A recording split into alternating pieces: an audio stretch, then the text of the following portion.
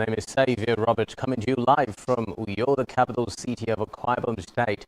A very good evening to you, and today on Worldview, China's President Xi Jinping in Moscow for a two-day visit and talks with Russian President Vladimir Putin, majorly on routes that can be explored to end the Ukraine war. French government to face 2 votes of no confidence today as fallout continues from controversial pension reform. UN Chief Antonio Guterres speaks on major new report on climate change. The details of these stories and more in a moment.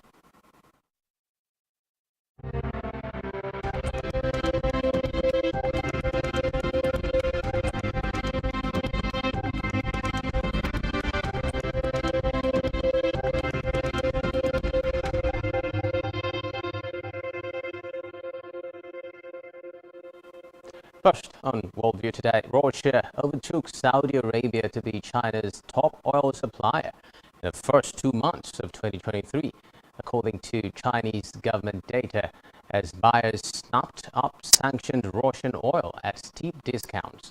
The data from the General Administration of Customs show today that arrivals from Russia totaled 15.68 million tons in January to February, or 1.94 million barrels per day, BPD, up 23.8% from 1.57 million barrels per day in the corresponding 2022 period. Russia was China's second largest crude supplier last year, shipping 86.2 million tons. Imports of Saudi crude totaled 13.92 million tons in the 2-month period, equivalent to 1.72 million barrels per day, down from 1.81 million barrels per day a year earlier. Saudi Arabia was China's top supplier in 2022, selling 87.49 million tons of crude during the year, equivalent to 1.75 million barrels per day.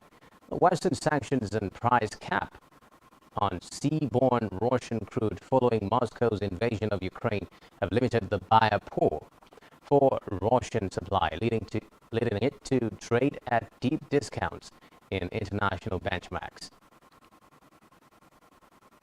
In the meantime, China's President Xi Jinping is in Moscow for a 2-day visit and talks with Russian President Vladimir Putin. It is Xi's first visit to Russia since Russian troops invaded Ukraine in 2022, and the duo are due to hold formal talks on Tuesday. The trip is taking place days after the International Criminal Court issued an arrest warrant for President Putin for an alleged war crime. Beijing has described it as a trip for friendship and peace, with Russia saying the leaders will discuss a comprehensive partnership and strategic cooperation. Last month, Beijing offered proposals to end the war in Ukraine, to which the West has given a lukewarm reception. Western countries have also previously warned Beijing against supplying Moscow with weapons. We understand that at the beginnings of the talks between the Chinese and Russian presidents, Vladimir Putin had told Xi Jinping that he looked at China's proposals for a resolution of the Ukraine war and viewed them with respect. He also said they would have an opportunity to discuss the issue during Xi's state visit. Meanwhile, China's President Xi Jinping says the killers of 9 Chinese gold mine workers in the Central African Republic car must be severely punished. The 2 Chinese workers were also wounded when gunmen stormed a mining site near the central town of Bambari on Sunday. The local mayor blamed a rebel group for the killings, but the rebels said Russian mercenaries from the Wagner Group were behind the attack. The Wagner Group has, however, not yet commented on the claim. Its fighters are widely reported to have been deployed to Mineral Ridge Car to help government forces defeat the coalition of Patriots for Change, CPC, an alliance of rebel groups. Both China and Russia have been investing heavily in Africa to tap into its mineral resources, as well as to rival the influence of Western powers. In a statement, China's foreign ministry called on its nationals to leave high-risk areas as quickly as possible.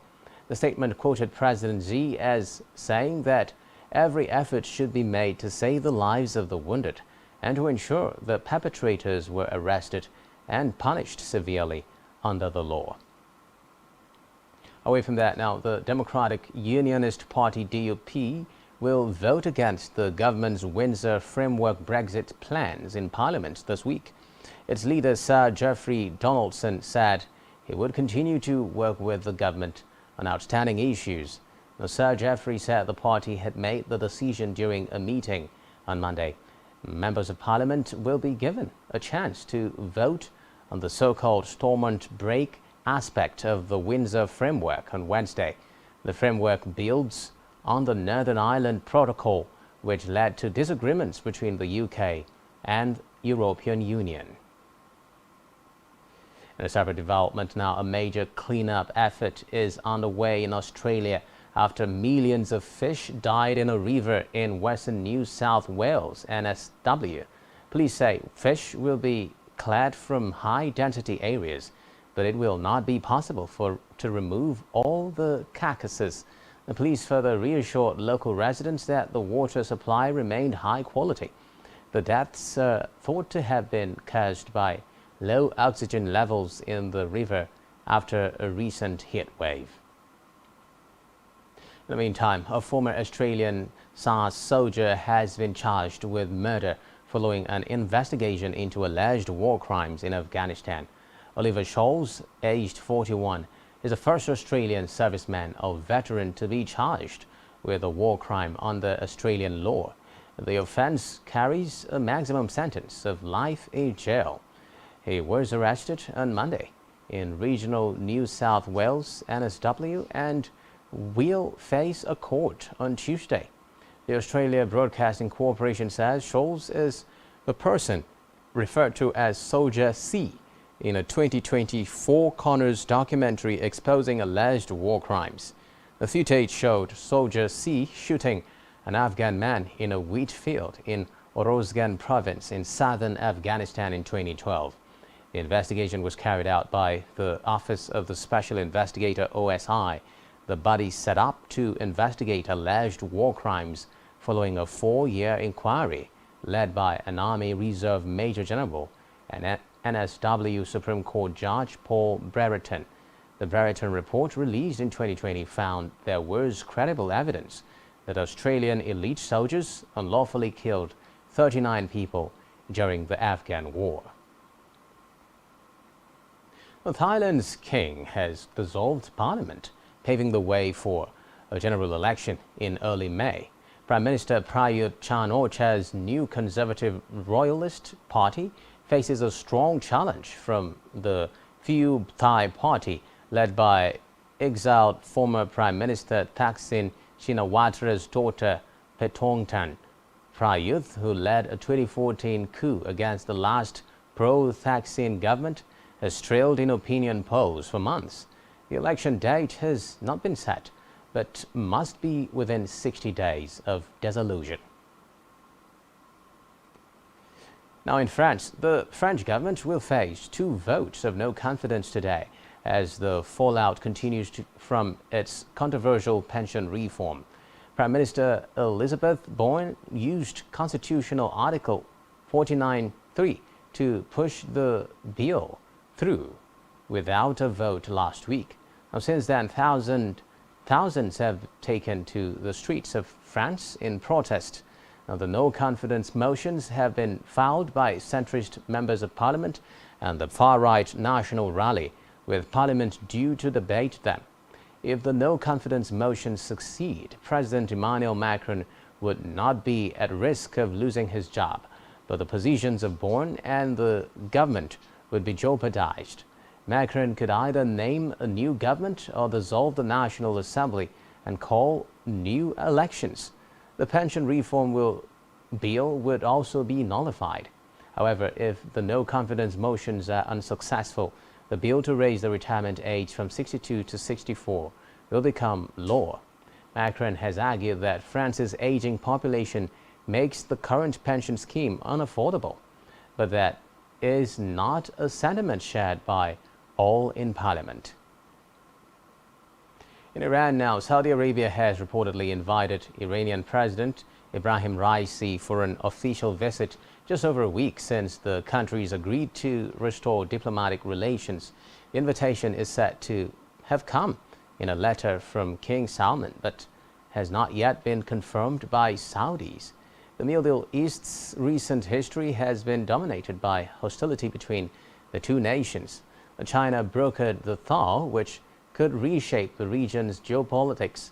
A senior Iranian official, Mohammad Jamshidi, tweeted about the invitation to visit the Saudi capital, Riyadh, saying Raisi had welcomed it and stressed Iran's readiness to expand cooperation. And just before we take a quick break, we have reports that UN Chief Antonio Guterres says a major new report on climate change is a survival guide for humanity. The report says clean energy and technology can be exploited to avoid the growing climate disaster. But at a meeting in Switzerland to agree their findings, climate scientists warned a key global temperature goal will likely be missed. The report lays out how rapid cuts to fossil fuels can avert the worst effects of climate change. In response to the findings, UN Secretary General Antonio Guterres says that all countries should bring forward their net zero plans by a decade. These targets are supposed to rapidly cut the greenhouse gas emissions that warm the planet's atmosphere. The governments had previously agreed to act to avoid global temperature rise going above 1.5 degrees Celsius, but the world has already warmed by 1.1 degrees Celsius, and now experts say that it is likely to breach 1.5 degrees Celsius in the 2030s. After the break, we have reports on Nepal's Prime Minister Pushpa Kamal Dahal winning a vote of confidence in Parliament after securing the support of the opposition centrist Nepali Congress Party and other smaller groups, which are now expected to join his new cabinet. Do stay with us for details on this and more right after the break.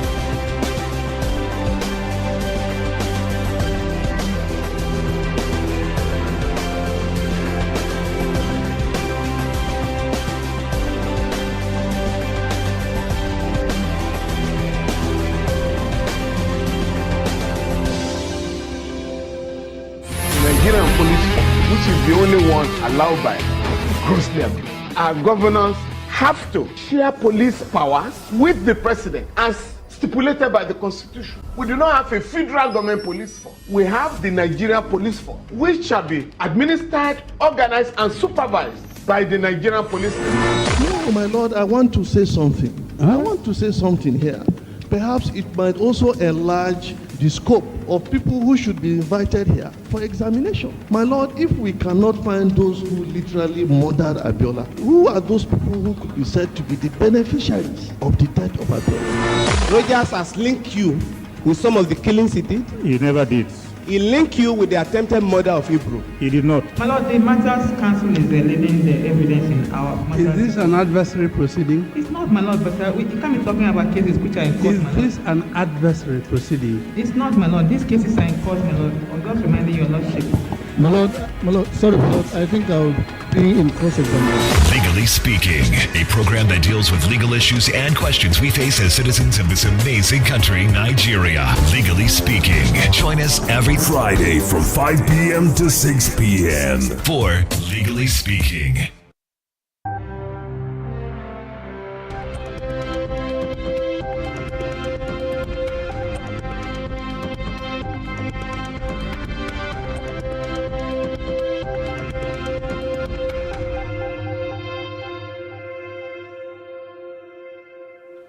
And thanks for staying tuned. Now, Nepal's Prime Minister Pushpa Kamal Dahal has won a vote of confidence in Parliament after securing the support of the opposition centrist Nepali Congress Party and other smaller groups which are now expected to join his new cabinet. His old coalition allies pulled out of the government last month after he chose an opposition candidate to become the next president. Prime ministers have to face confidence votes after an ally withdraws support.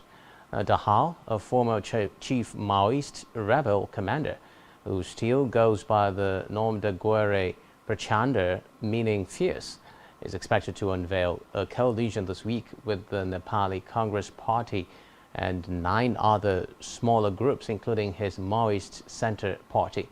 Speaker Devraj Gemire said he got 172 votes in his favor on Monday and 89 against in the 275-seat parliament. Away from that, police in India's Punjab are searching for a Sikh separatist leader who has been on the run since Saturday. Mobile internet is suspended across the state and more than 100 of Amritpal Singh's supporters have been detained. But despite numerous roadblocks and a dramatic live-streamed car chase, they have not caught the self-styled preacher whose whereabouts are unclear. His calls for a separate homeland for Sikhs have revived memories of a 1980s insurgency in which thousands died. Amritpal Singh claims to draw inspiration from Janai Singh Bhindranwale, a preacher accused by the Indian government of leading an armed insurgency for a separate Singh homeland, Khalistan, in the 1980s. Bhindranwale was killed in the Indian Army's controversial Operation Blue Star in 1984. Addressing a news conference, Punjab's Inspector General of Police, Sukhchain Singh Gill, said 5 of the 30-year-old preacher's associates had been arrested and charged under India's stringent National Security Act.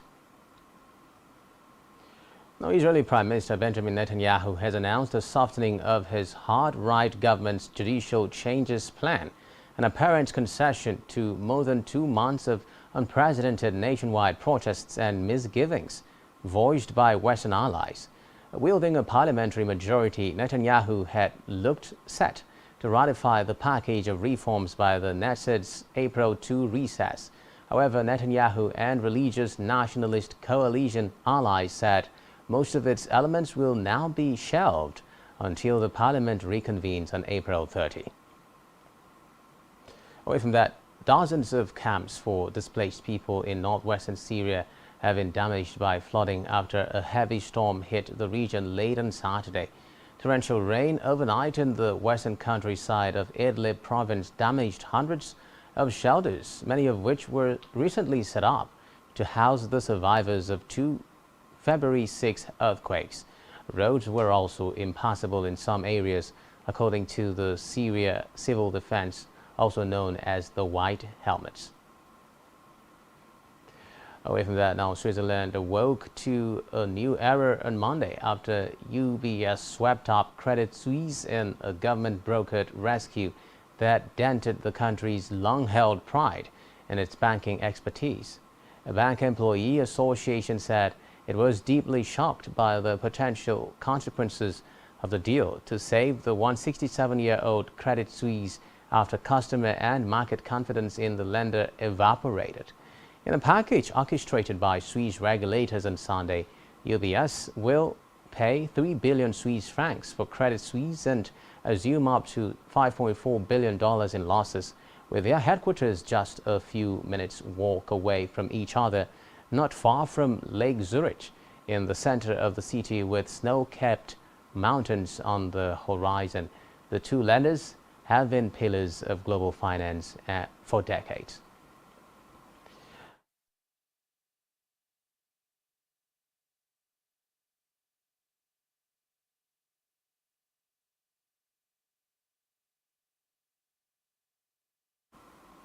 With that, we wrap up our package for you on Worldview today. To ensure to follow us on social media and subscribe to our YouTube channel, all of which you can find on our website, spectrumtv.ng. You have been watching Worldview on Spectrum TV. Do enjoy the rest of your day. Bye for now.